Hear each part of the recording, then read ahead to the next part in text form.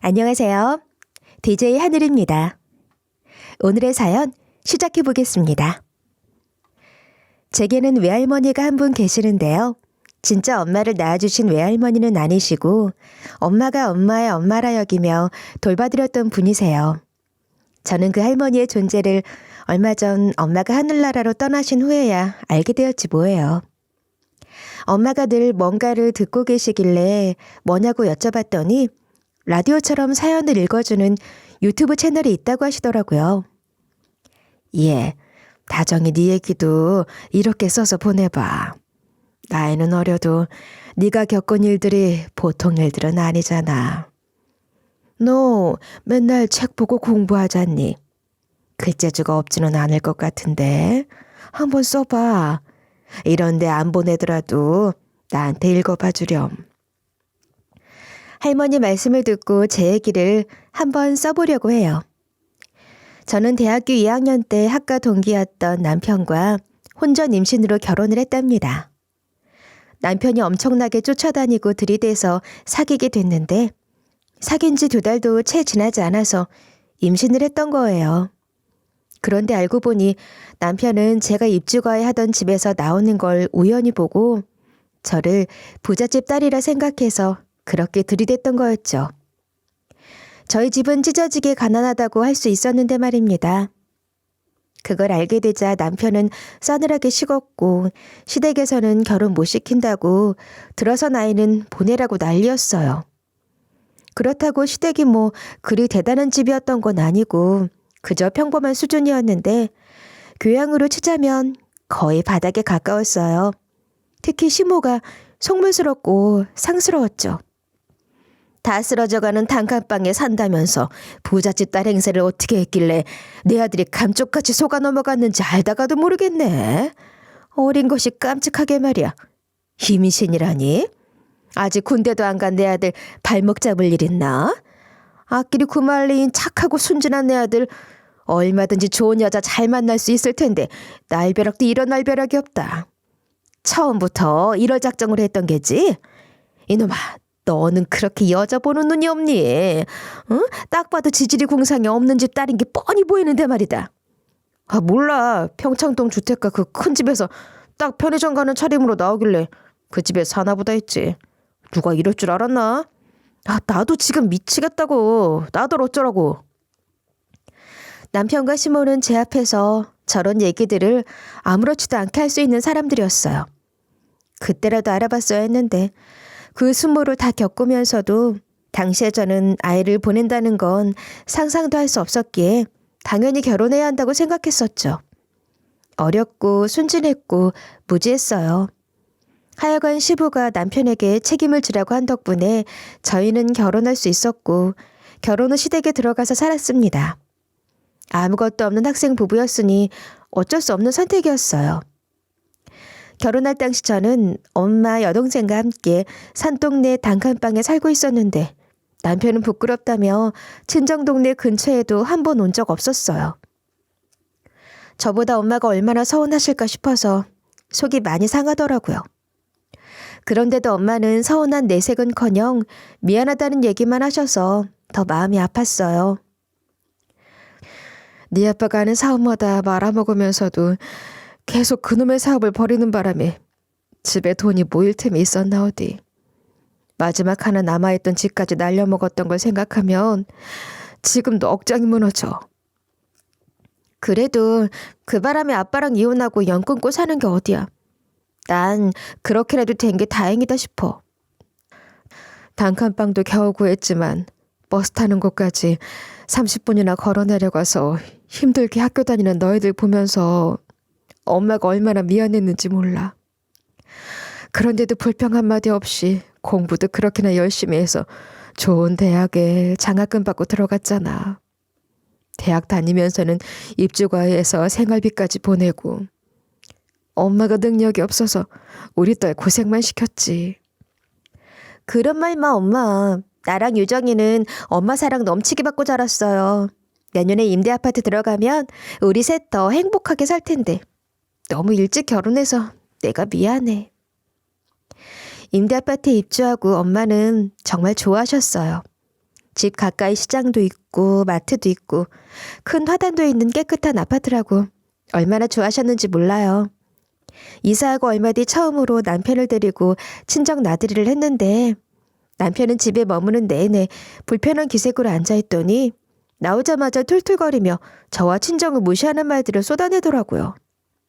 그래도 아파트로 이사했다길래 웬만한 줄 알았더니 임대 아파트는 어떻게든 표시가 나나 봐. 아파트 전체에서 이상한 냄새 같은 거 나지 않았어? 나만 느꼈어? 그리고 복도에 지저분하게 내놓은 물건들 꼬라지 뭐라고. 딱 그런 수준의 사람들이 사는 곳인 거지. 엄마 집이 뭐가 어떻다는 거야. 멀쩡하고 깨끗하기만 하더라. 우리 아파트야말로 오래돼서 낡고 여기저기 벗겨지고 일어나고 관리비 많이 내는 아파트 아니니까 그러려니 하는 거지 뭐.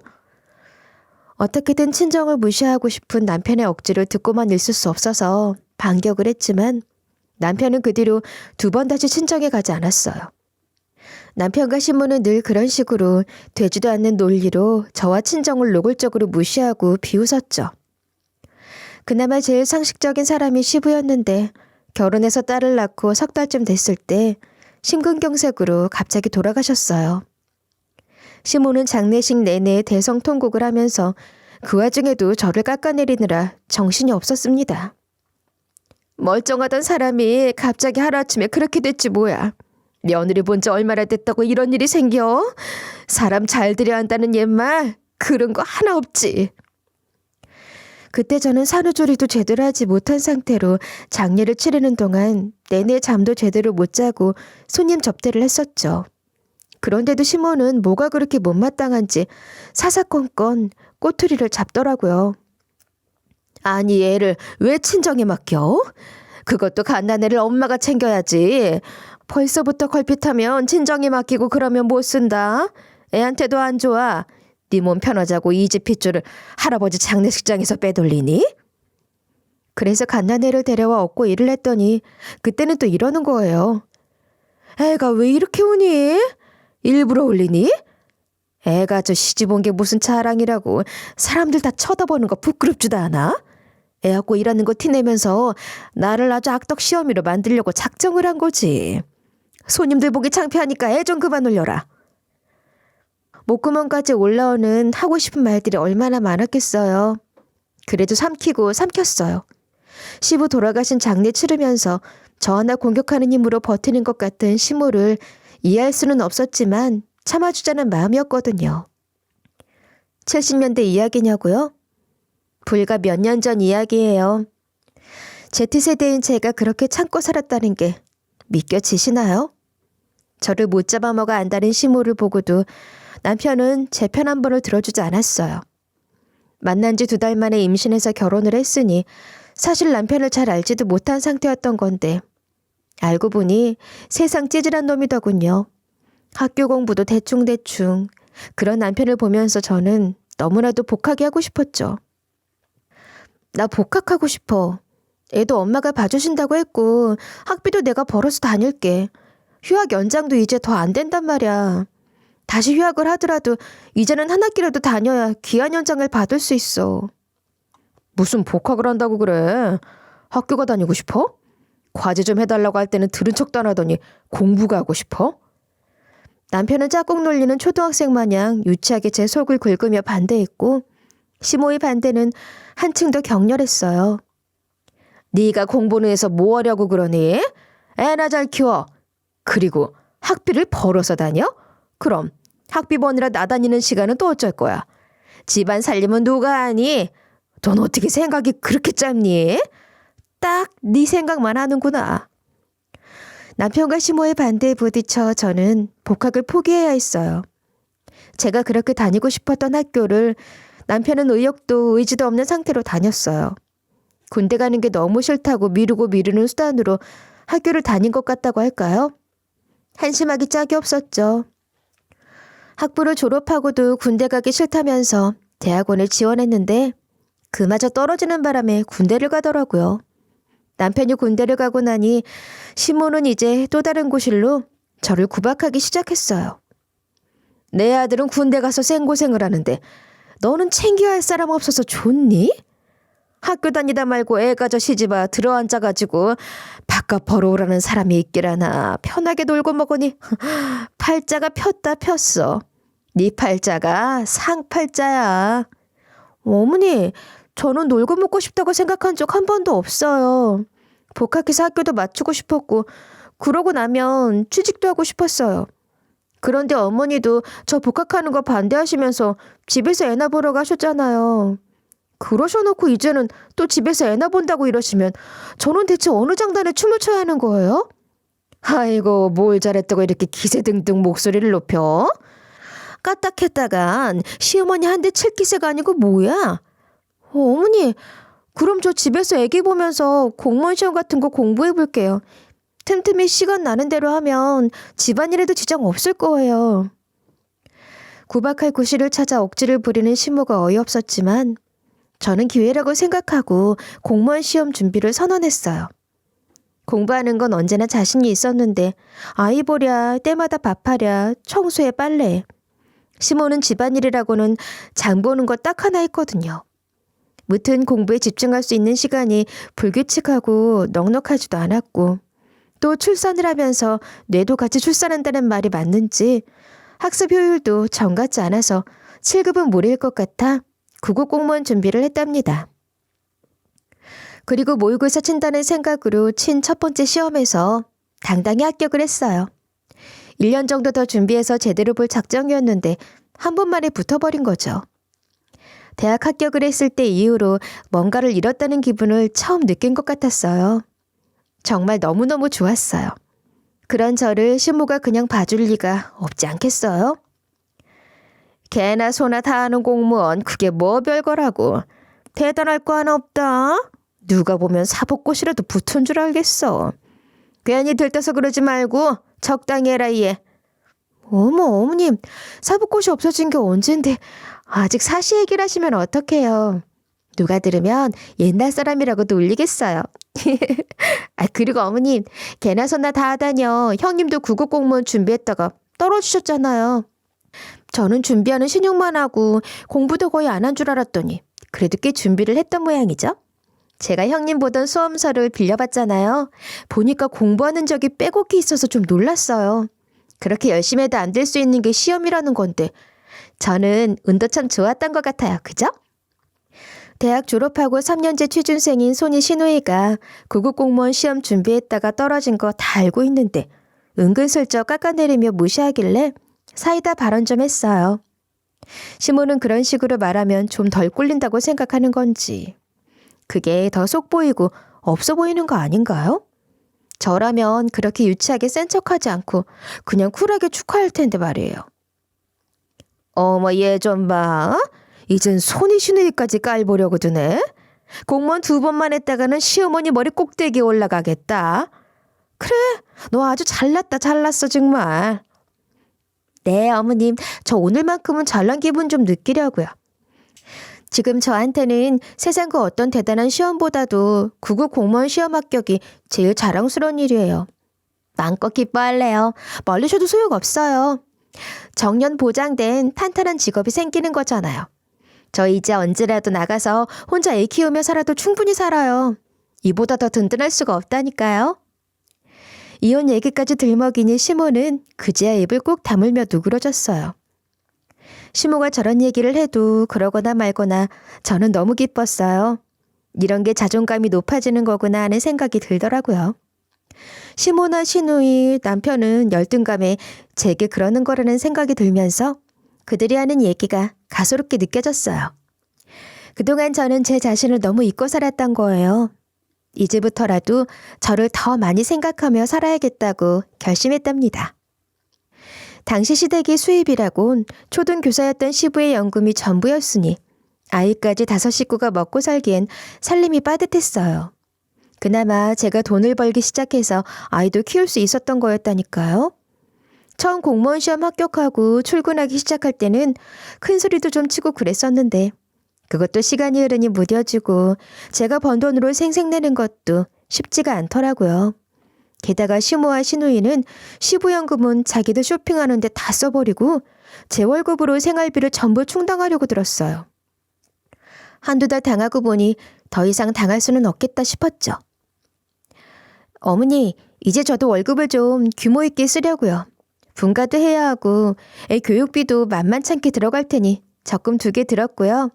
아버님 연금에 보태서 생활비 할 수 있을 정도 금액으로 정해놓고 보탤게요.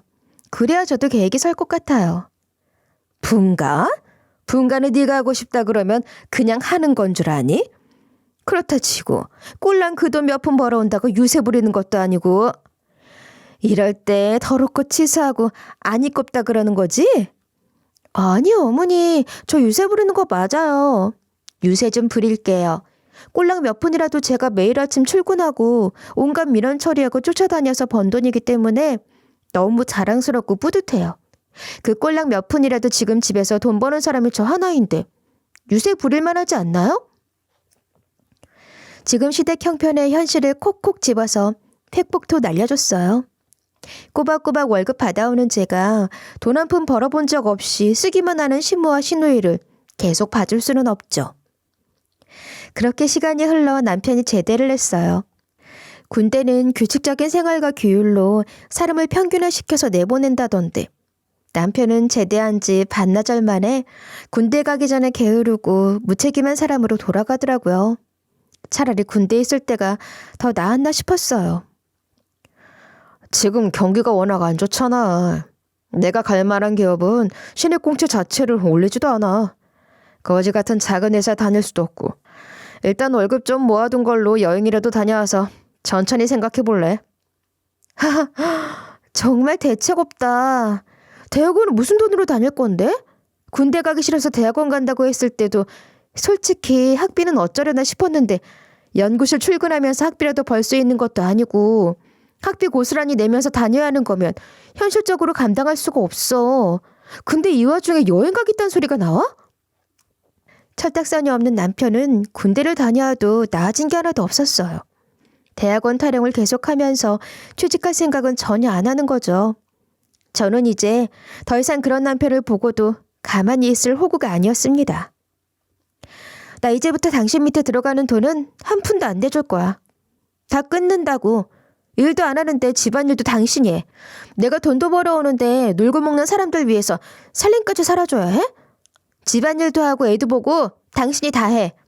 못하겠으면 당신 엄마한테 해달라고 하든지.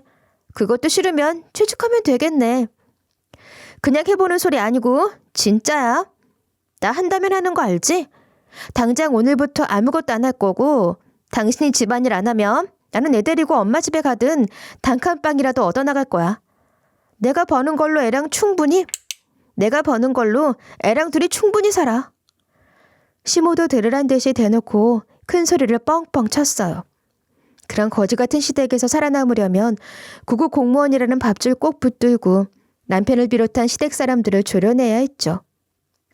쌓아놓은 스펙도 변변찮은 마당에 원하는 기업 아니라 어디라도 뽑아주면 감사해야 할 처지에 눈만 높았던 남편은 그렇게 1년을 더 허송세월한 후에야 중견기업에 취직을 했어요. 그랬더니 시모는 자기 남동생 가족들까지 불러 잔치를 열고 난리법석을 떨더라고요. 아이고 우리 누님, 금쪽 같은 아들놈 취직했다고 잔치상 차리신다길래 빈손으로는 못 오겠고 과일 좀 샀어요. 주인공은 어디 있는 거야? 축하받아야지. 요즘처럼 다들 살기 힘들다고 축했다고 난리인 시절에 이 정도 탄탄한 기업에 취직했으니 잔치하고도 남지. 대기업은 사람을 뽑지를 않는다니 뭐 어떡해. 대기업 다음 가는 큰 회사에 들어가는 수밖에. 근데 내가 대기업보다 낫다 그랬어. 대기업 들어가도 일찍 나와야 되고 스트레스도 많고 그렇다는데 웬만한 데가 더 실속도 있고 정년도 더 길고 임원 되기도 더 쉽지 않겠어? 형님도 참 이제 신입사원으로 들어가는데 임원 달 생각부터 하시네요. 못 말린다니까 아무튼. 조카 며느리가 공무원으로 든든하게 받쳐주니까 1년 동안 마음 편히 취직 준비했겠어요. 그만한 내조가 어디 있어요? 저도 형님만큼만 며느리 복이 있었으면 좋겠는데 잘 골라오려나 걱정이에요. 내조는 무슨 돈 좀 벌어온다고 유세란 유세는 다 부리면서 지 남편 집안일도 시켜먹은 애야 제가. 그 꼴 보기 싫으니 어째? 내가 며느리까지 보고도 살림 다 살았다니까. 형님 아직 젊으신데요 뭐.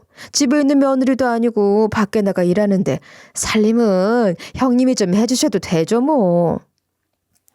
외숙모님, 어머님이 늘 저러신다니까요. 글쎄 저 공무원 시험 붙었을 때는 개나 소나 다 하는 공무원이라고 하셨지 뭐예요. 어머님 기대가 크셔서 부응하기가 힘들어요. 외숙모님이 제 칭찬을 조금이라도 하려는 것 같으니 또 깎아내리기 바쁜 시모였지만 저도 그런 얘기에 전만큼 속이 상하지도 않고 또 그대로 당하고 있지만도 않을 정도의 요령은 생겼죠. 하여간 남편은 그렇게 회사 생활을 시작했고 그럭저럭 안정적으로 살아가고 있었던 것 같아요. 그러다 제가 일본으로 공무원 단기 연수를 가 있던 중에 엄마가 뇌졸중으로 쓰러지셨다는 연락을 받았어요. 여동생도 해외에 있었고 다른 가족이 아무도 없었기 때문에 남편에게 병원에 가보라고 연락을 해놓고 공항으로 가면서 제일 빠른 비행기를 예약했어요. 그런데 남편은 3시간이 지나서 제가 탑승 수속을 할 즈음 병원에 도착해 전화를 하더군요. 수술하셔야 한다고 동의서에 서명하라는데 이 수술 꼭 해야 하는 거야? 발견이 빨리 된 게 아니어서 병원 도착부터가 늦었던 거라고 하더라고. 수술비도 많이 나올 텐데 어떻게 할까? 지금 제정신이야? 병원 도착이 늦었으면 수술이라도 빨리 했어야 할 거 아니야. 3시간이나 있다가 도착해놓고 뭐? 그 수술해야 하냐고? 당장 동의서에 서명해. 남편한테 소리를 지르고 비행기를 탔는데 한국에 도착할 때까지 계속 울었어요. 수술 경과는 그리 좋지 않았고 마음의 준비를 하라는 얘기를 들었습니다. 남편이 병원에 조금만 더 일찍 왔더라면 수술을 더 일찍 받고 경과가 좋을 수도 있지 않았을까 하는 생각에 남편이 원망스러웠어요. 그런데 남편은 미안한 기색이나 안타까운 기색도 하나 없이 그것 보라고 수술비만 날린 거 아니냐는 소리만 했어요. 아무리 철이 없어도 어떻게 그럴 수가 있을까요? 엄마가 오늘 내일 언제 돌아가실지 모르는 상황에서 하필이면 며칠 뒤가 시모의 생신이었어요. 시모가 1년 중 가장 중요하게 생각하는 게 본인 생일이거든요. 유난하게도 밝혀서 생일 주간은 물론이고 매년 생일 있는 달이 시작되면 그때부터 들썩였어요. 그래도 그렇지 지금 상황이 어떤 상황인지 뻔히 알면서 본인 생일이라고 흥올리는 건 좀 아니지 않나요? 그런 시모를 주저앉히지는 못할지언정 남편도 똑같았어요. 장모님은 어차피 의식도 없이 병원에 계속 누워만 계시니까 엄마 생신날엔 일찍 집에 와서 생신상부터 차려놓고 다시 병원에 가든지 그렇게 해. 미친 거야? 정말 해도 해도 너무한다. 그게 지금 나한테 할 소리야? 엄마 저러고 누워 계시는데 당신은 아무렇지도 않아? 폭발해서 소리를 질렀더니 머리가 지끈거리더라고요. 더 이상은 뭐란 말이 안 나왔어요. 당시 저는 엄마 외에는 무엇도 생각할 수 없었죠. 엄마는 그렇게 의식을 한번 되찾지도 못하고 돌아가셨어요. 그게 딱 시모의 생신날 아침이었네요. 엄마가 돌아가셨다는 게 받아들여지지도 않아서 망연자실한 제게 남편은 환장한 소리를 해댔습니다. 장모님 빈소 좀 천천히 차리고 당신 지금 얼른 집에 가서 우리 엄마 생신상 먼저 차려. 어차피 당장 조문객이 오기 시작한 것도 아니고 또 올 사람이 많지도 않잖아. 엄마 생신부터 챙겨드리고 장례 치르면 될 것 같으니까 얼른 다녀오자. 이게 상식적으로 말이나 되는 소리인가요? 듣고도 귀를 의심했어요. 지금 무슨 얘기를 듣고 있는 건지 현실감이 없어질 지경이었죠. 우리 엄마가 언제 뭐 다른 거 챙겨달라고 하는 거 있었어? 1년에 딱 한 번, 딱 하루. 생일에 생일상 제대로 받는 거 그거 하나야. 빈소 차리기 전에 엄마 생신상만 금방 차려주고 오면 될 거 아니야. 당신이 장모님 장례식도 미루고 집에 가서 생신상 먼저 차리면 엄마가 얼마나 감동하겠어. 내가 다 생각이 있어서 하는 얘기인데 그게 싫다는 거야? 그렇게 말을 못 알아듣냐. 답답하다 정말. 남편 말을 듣는데 눈이 뒤집히고 정신이 헷가닥 돈다는 게 어떤 건지 알겠더라고요. 어쩜 끝까지 우리 엄마를 이렇게 무시할 수가 있니? 엄마 방금 돌아가셨어. 돌아가셨다고 안 보여? 그거 몰라? 그게 어떤 건지 몰라? 정말 몰라? 모르냐고! 울부짖으며 소리를 지르는데 남편 머리끄덩이라도 잡으려고 손을 몇 번이나 올렸는지 몰라요. 그랬더니 남편도 그런 제 행동에 열이 받았는지 아예 필터링도 없이 나오는 대로 막말을 하더군요. 원래 돈 없는 것들은 죽어서도 무시당하는 거야. 장모도 가난했잖아. 그러니 무시당하는 게 당연한 거지. 당신도 그런 것쯤은 알지 않아? 꼭 내 입으로 말하는 게 듣고 싶어서 묻는 거야? 그러는 당신 집은 뭐가 그렇게 잘났니? 뭐가 그렇게 잘나서 우리 엄마를 항상 그렇게 무시했니? 쥐뿔 가진 것도 없으면서 쓸데없이 눈만 높은 허영덩어리 당신 식구들. 내가 벌어오는 돈 아니면 생활도 안 되면서 지금 누가 누굴 무시하는 건데? 나는 지금부터 엄마 빈소 차리고 여기서 한 발자국도 안 나가고 엄마 옆에서 지킬 거니까 당신이 가서 그렇게 중요한 당신 엄마 생신상을 차리든 잔치를 하든 마음대로 해. 그랬더니 남편은 기다렸다는 듯이 가버렸고 아예 장례식장에 나타나지도 않았어요. 딸밖에 없는 집 맞사이가 장모 장례식에 코빼기도 비추지 않은 거예요. 다행히 동생과 제부가 한국에 빨리 도착해서 같이 빈소를 지킬 수 있었습니다. 동생은 호주로 워킹홀리데이를 가는 것을 시작으로 이 나라 저 나라 돌아다니며 돈 떨어지면 일해서 돈 벌고 돈이 좀 모이면 또 여행을 다니는 생활을 하다가 비슷한 성향의 제부를 만났고 지금은 보라카이에서 둘이 같이 다이버숍을 운영하면서 살고 있었거든요. 비행기를 2번이나 갈아타고 와야 했는데 그래도 생각보다 일찍 와서 같이 엄마 곁을 지킬 수 있었어요. 그렇게 엄마를 보내면서 남편이라는 인간, 상종할 가치도 없는 수준 이하 인간이란 것을 다시 한번 확인했고 엄마 잘 보내드리고 나면 이혼을 하리라 결심을 했어요. 친정은 친척도 거의 없고 엄마는 친구가 많지도 않았기에 문상객도 드문드문 오셨는데 엄마 친구라고 하기엔 연세가 훨씬 많아 보이는 할머니 한 분이 오셔서 서럽게 우시더라고요. 와주셔서 감사합니다. 제가 큰딸이에요. 엄마랑 많이 가까우셨던 모양인데 저는 처음 뵙네요. 큰딸이구나. 엄마한테 얘기 많이 들었어요. 엄마가 요양보호사 일을 했던 건 알아요? 나는 엄마가 돌봐주던 사람이야. 네, 맞아요.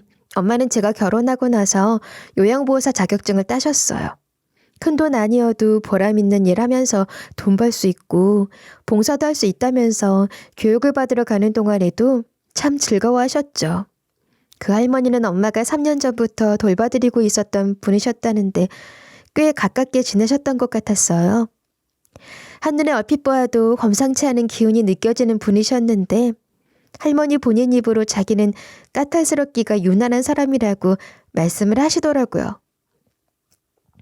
내가 어디서나 시집살이 호되게 시키기로 소문이 자자한 사람이에요. 내 비위를 맞출 수 있는 사람이 거의 없었지. 근데 엄마는 내가 뭐라고 모진 말을 해도 못하겠다거나 그만두겠단 말 한마디 하지를 않았어. 이전 요양보호사들은 석 달을 채우기도 힘들었어요. 석 달이 뭐야. 하루 만에 못하겠다 그랬던 사람도 있었던걸. 그런데 엄마는 3년 넘게 묵묵히 와서 나를 돌봐줬어요. 네, 엄마한테 들은 적이 있어요. 제일 오래 돌봐드리는 할머니가 계시다고. 반찬도 해다 드리고 같이 목욕탕도 갔다고 하셨는데 그 할머니가 맞으시죠? 내가 맞을 거야. 엄마가 태생적으로 심성이 고운 사람이긴 한데 나한테 유난히 잘했어요. 그래서 어느 날엔가 내가 물어봤어. 내가 힘들게 할 때도 많은데 도대체 왜 이렇게 잘해주냐고. 어떻게 그럴 수 있는지 너무 궁금해서 물어봤거든. 그랬더니 돌아가신 엄마 생각이 나서 잘해주는 거라고 하지 뭐야. 맞아요. 외할머니는 엄마가 어렸을 때 돌아가셨대요. 엄마도 희미한 기억밖에 없지만 늘 보고 싶다고 하셨었어요. 그 얘기를 들으니까 내 가슴도 먹먹해지는 거지. 나는 자식이 없어요. 그래서 서로를 엄마처럼 딸처럼 여기고 의지하면서 지냈지. 참 잘 지냈어. 그런데 갑자기 이게 무슨 일이야? 이 늙은이도 멀쩡하게 살아 돌아다니는데 그 고운 사람이 이런 편을 당하다니. 참 아까운 사람이야. 자식도 친척도 하나 없는 혈혈단신인 할머니와 엄마는 친모녀 이상으로 마음을 나누며 속 얘기를 하는 사이셨다고 했어요. 장례식장까지 오는 내내 우셨는지 이미 눈이 많이 부어있는 게 보여서 저도 같이 한참 울었습니다. 이렇게 갑자기 떠날 줄 알았더라면 좋은 말을 더 많이 해줄 걸 그랬지. 아무것도 해주지 못한 게 이렇게 후회될 수가 없어요. 내가 저 사람이 너무 고맙고 예뻐서 언젠가는 좋은 선물을 하나 제대로 해주고 싶었는데 그걸 못했어. 아무것도 못해줬어. 그래서 딸들에게라도 그런 내 마음을 전하고 싶어요. 이거 내 마음이니까 받아주면 좋겠어요. 할머니는 그렇게 말씀하시면서 서류 봉투를 하나 건네주셨는데 그 서류는 할머니 소유의 아파트 한 채를 제게 증여한다는 서류였어요. 지은 지 얼마 되지 않은 용산 알짜배기 단지에 있는 아파트더라고요. 너무 엄청난 제안이라 깜짝 놀라서 고개가 절로 흔들어졌어요. 이게 제가 무슨 자격으로 이걸 받아요. 마음만 감사히 받을게요. 정말 감사합니다. 괜찮으시면 자주 찾아뵙고 싶어요. 엄마 얘기를 같이 할 수 있는 분이 계시다는 것만으로도 저는 너무 좋아요. 그것으로 충분합니다. 아니야. 꼭 받아줘야 해요. 이걸 안 받아주면 나는 살 수가 없을 것 같아.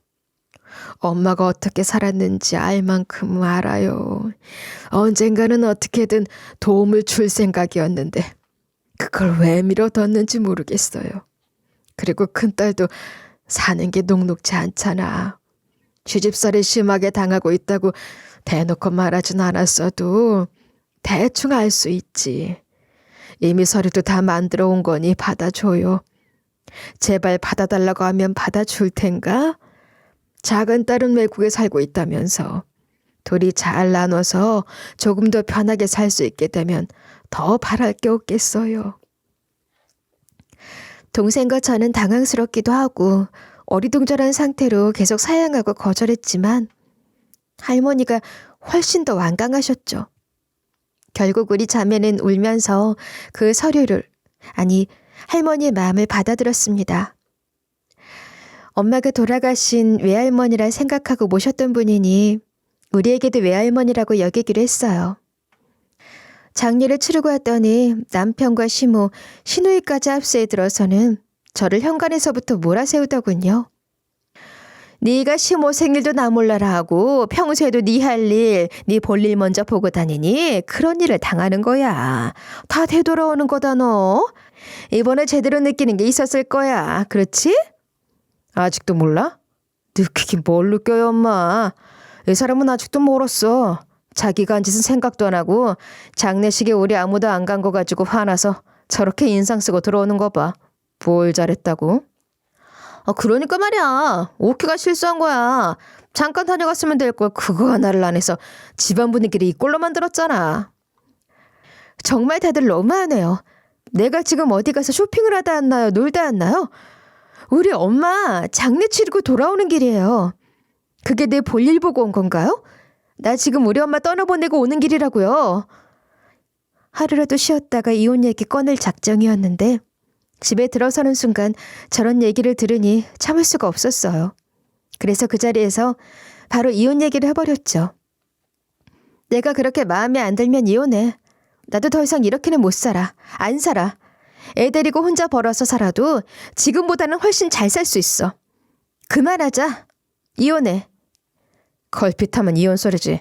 그게 무슨 대단한 무기냐? 이제 그런 공갈 협박 안 먹혀. 이혼하자고 하면 누가 겁낼 줄 알아? 그래 좋아. 이혼하자 해. 욕지기가 올라 꼴개 짜는 그 잘난 척을 더 이상 두고 볼 수가 없어서 할머니께 받은 증여 서류를 그 인간들 앞에 집어던졌더니 어떻게 됐겠어요? 지금까지 본 중 가장 흥분한 모습으로 셋 다 아주 길길이 날뛰더군요. 오호라, 이 큰 아파트가 갑자기 어디서 떨어진 건지 모르겠지만 네가 지금 이걸로 너 혼자 잘 먹고 잘 살겠다고 이혼하자는 거구나. 거지 같은 집구석에서 살았다면서 친척도 하나 없다면서 유산 같은 게 있을 리도 없는데 대체 무슨 조화 속이야? 어떻게 된 거야? 그건 천천히 알아보면 되고 누구 좋으라고 이혼이냐? 이혼 못한다? 이혼은 무슨 이혼? 야, 뒤통수를 이렇게 치냐? 무섭다 무서워. 돈이 무서운 거니 네가 무서운 거니? 하여간 무섭다 정말.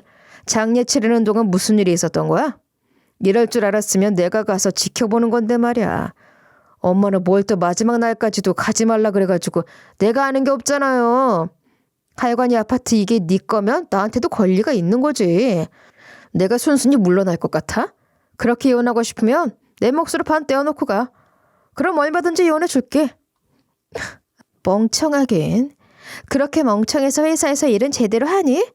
증여받은 재산은 분할 대상이 안 된다는 것도 몰라? 상식이다 상식.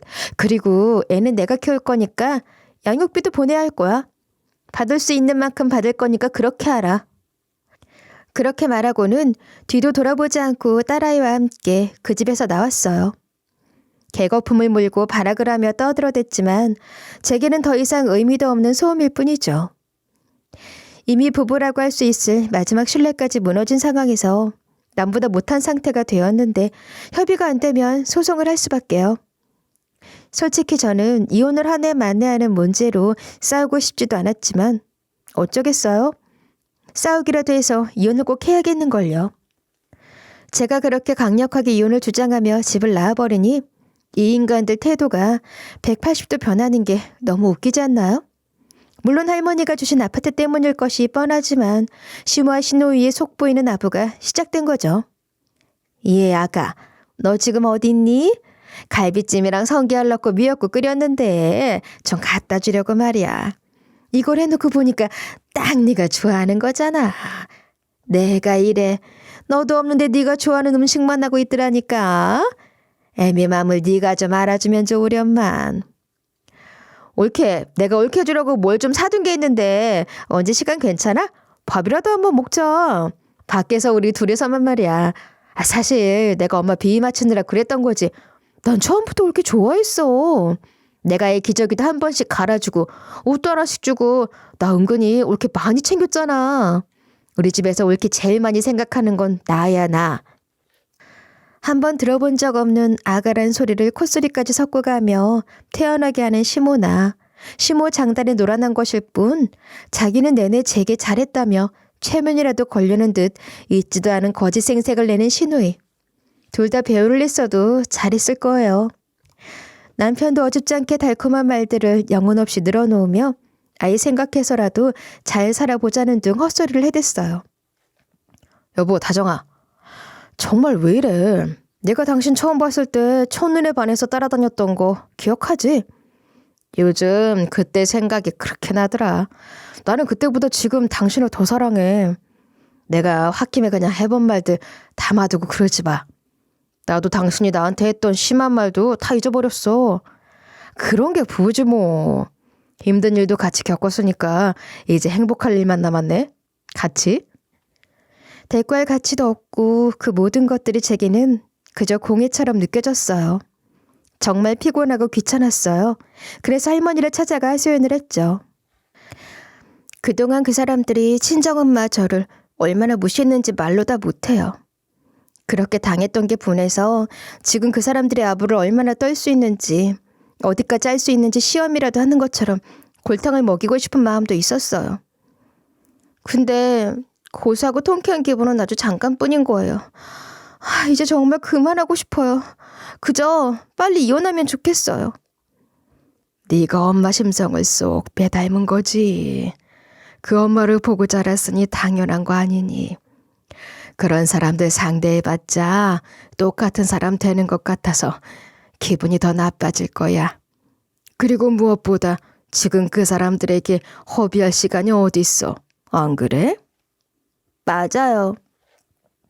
지금 제게 찾아온 기회에 할머니가 주신 기회를 더 좋은 것으로 만들기 위해서 할 일들이 너무 많아요.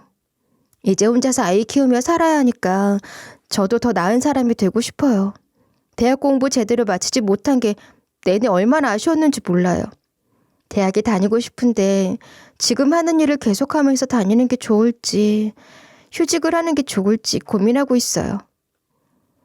그렇게 시간 날 때마다 할머니를 찾아뵙고 할머니를 통해 엄마 이야기를 들을 수 있는 것도 참 좋아요. 내가 몰랐던 엄마를 할머니는 참 많이 알고 계셨거든요. 그런 얘기를 들으며 할머니와 보내는 시간이 너무나도 감사해요. 할머니는 종로에 커다란 귀금속 상가를 몇 개나 갖고 있는 분이셨는데 엄마는 돌아가실 때까지도 그런 사실을 전혀 모르셨다고 해요. 재물이 늘어나면 재물 때문에 잃는 것들도 많아지는 법인데 그중에 사람을 잃는 건 도무지 적응이 안 됐어. 돈 때문에 사람한테 대이고 상처받는 일이 끊이질 않았지. 자식도 하나 없이 혼자 늙어가는 돈 많은 노인네이니 그 재산 어떻게 해보려고 달려드는 사람들이 얼마나 많았겠니. 그렇게 모여들어 속보이는 알랑방귀나 끼면서 위하는 척 잘하는 척하는 사람들밖에 없었어. 그래서 네 엄마뿐만이 아니고 그 누구에게도 내가 먼저 내 재산이나 하는 일에 대해서 일절 언급을 한 적이 없어. 네 엄마는 나를 그저 꼬장꼬장한 성질 때문에 외롭게 늙어가는 노인네로만 알고 있었는데 그런 나를 있는 그대로 봐주고 진심으로 대했어. 그런 모습에 나는 감동을 받기도 했지만 또 많이 배웠던 것 같아. 그러면서 할머니는 귀금속 상가 관리하는 일을 내가 맡아서 해주기를 바라시는 것 같았어요. 저를 그렇게나 믿어주신다니 너무 감사한 말씀인데 제가 잘할 수 있는 일인지 잘 모르겠고 무엇보다 즐겁게 할 수 있는 일인지 확신이 서질 않아요. 그래서 시간을 두고 천천히 고민을 해볼 작정이에요. 할머니랑도 더 많이 얘기를 할 거고요. 그런데 시모는 그걸 또 어떻게 알아냈는지 한다는 소리가 그 할머니 귀금속 상가가 몇 개나 된다면서? 우리 식구들이 하나씩 맡아서 하면 되지 않냐. 그런 건 원래 남의 손에 맡기는 거 아니야. 식구들이 같이 해야 하는 거지. 그래도 믿을 사람은 식구밖에 없다가 알지? 이따위 어이없는 소리는 이제 정말 그만 듣고 싶었어요. 이 인간들하고는 한시도 더 얽혀있기 싫다는 생각에 이혼 소장을 보냈죠. 지금은 일단 할머니가 주신 아파트에서 딸과 함께 살고 있는데 이렇게 큰 아파트에 살 필요는 없고 처분을 해서 증여세도 내야 하고 동생 몫도 나눠주고 제 몫으로 남겨진 것을 어떻게 사용할지 생각해 보려고 해요. 남편과 시모는 틈만 나면 문자, 톡을 보내며 다시 들어오라고 가족이 같이 살아야지 하며 헛소리를 하고 있어요. 그렇지만 이미 너무 밑바닥까지 보았고 그 사람들은 변할 사람들이 아닌 거죠. 아무리 생각해도 이혼하는 게 맞는 것 같아요. 제 생각이 맞는 것 같죠? 사실 저라고 이혼 결심이 그리 간단하고 쉬웠겠어요? 그랬던 것은 아니었어요. 소장을 보내기 전에 할머니와 마지막으로 상의도 한걸요. 할머니, 다른 건 걱정이 안 되는데 아이에게서 아빠를 뺏는 것 같아서 그게 제일 걸려요. 아이에게 아빠가 필요하지 않을까 하는 생각이 이제껏 제 발목을 잡았던 거기도 했으니까요. 그런 생각은 안 해도 될 것 같아. 내가 지켜보니 그 사람들은 멀리 할수록 좋은 사람들이야. 그런 아빠, 그런 할머니 밑에서 뭘 배우겠니? 그런 걱정하지 말고 딸아이에게도 미안해하지 마. 생각해보렴. 너도 네 엄마가 아빠랑 이혼하게 됐을 때 드디어 해방이라고 좋아했다고 했잖니. 엄마가 아빠에게 당하는 것을 다시는 보지 않아도 되는 게 다행스러웠다면서. 네 딸도 좀 더 잘하면 다 알게 될 거야.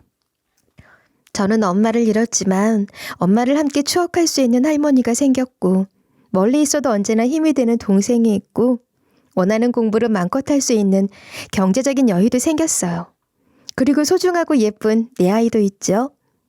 하루하루를 꽉꽉 채워 살고 있는 요즘은 하루가 참 짧게 느껴져요. 두려울 것도 없고 앞으로 펼쳐질 나의 미래가 너무나 기대된답니다. 찰스 디킨스가 쓴 위대한 유산이라는 소설 아세요? 무지 유명한 소설이고 영화나 드라마 같은 걸로도 많이 만들어지고 그랬었거든요. 그 소설 제목에서 말하는 위대한 유산이 말 그대로 막대한 엄청난 유산을 말하기도 하지만 어떻게 살아가야 하는지, 무엇이 진짜 중요한 것인지에 대한 깨달음을 주는 것을 의미하기도 해요. 말하자면 성장 소설인 거죠. 엄마가 돌아가시면서 할머니를 통해 제게 주신 위대한 유산은 제가 평생 구경도 못 해본 몸값을 가진 대단한 아파트이기도 하지만 사람을 진심으로 대하고 진실되게 사는 것이 얼마나 가치 있는지 일깨워 주신 것이기도 한 것 같아요. 사랑하는 엄마, 하늘나라에서 할머니와 나 그리고 유정이를 흐뭇하게 지켜보고 있겠지? 나는 엄마가 얼마나 따뜻한 사람인지 크는 동안 충분히 보고 자랐다고 생각했는데 할머니를 통해 몰랐던 엄마를 더 많이 알아가고 있어. 나는 나한테 엄마였던 엄마 모습만 알고 있는 거였더라고. 할머니에게 엄마는 딸이었으니까. 그 모습들은 내가 모르는 모습들이었어. 목욕탕에서 할머니 등도 밀어드리고 같이 장을 보러 가서는 투닥거리기도 하고 그러다가 시장에서 파는 꽈배기 도넛 같은 걸 사 먹으며 화해도 하고 화분도 사다 드리고 핵과일이 나오면 꼭 제일 좋아 보이는 걸로 골라서 먹기 좋게 깎아드리고 할머니 다리도 주물러 드리고 이부자리도 항상 깨끗하게 봐드리고 미지근한 자릿기를 챙겨드리고 건강검진 결과지를 들여다보며 검색해서 드셔야 하는 음식과 피해야 할 음식을 하나하나 적어드리고 그에 맞게 반찬을 만들어드리고 우리 엄마는 할머니에게 그런 딸이었구나. 나도 엄마한테 그런 딸이기를 바랐을 텐데 같이 보낸 시간이 너무 짧았던 것 같아. 결혼할 때부터는 엄마 맘을 아프게만 한 것 같아. 나 공부 잘한다고 그렇게 자랑스러워했는데 대학 졸업도 못하고 우리 엄마 학사모도 한번 씌워주지 못했어. 엄마, 나 지금부터라도 열심히 잘 살 거야. 지켜봐 줄 거지? 응원해 줄 거지?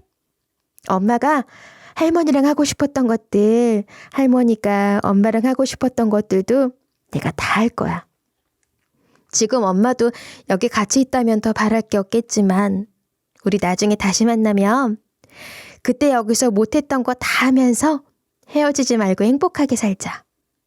엄마처럼 좋은 사람으로 살게요. 엄마를 생각하면서 편지 쓰는 것처럼 혼자 생각할 때가 많은데 처음엔 하루 종일 울었던 것 같아요. 그런데 이제는 엄마 생각을 하면서 많이 웃어요. 감사한 일들이 너무 많아요. 누구보다도 씩씩하게 살 거예요. 이혼 소송이 마무리되려면 최소 6개월, 길면 1년이 넘게 걸릴 수도 있다고 해요. 지루하거나 지저분한 싸움이 되지 않기를 바랄 뿐이죠. 여전히 소송이 진행 중인데 모든 게 끝나면 소송 결과를 들고 다시 찾아올게요. 그리 오래 걸리지 않기를 바라며 그때까지 다들 건강하시고 행복하세요.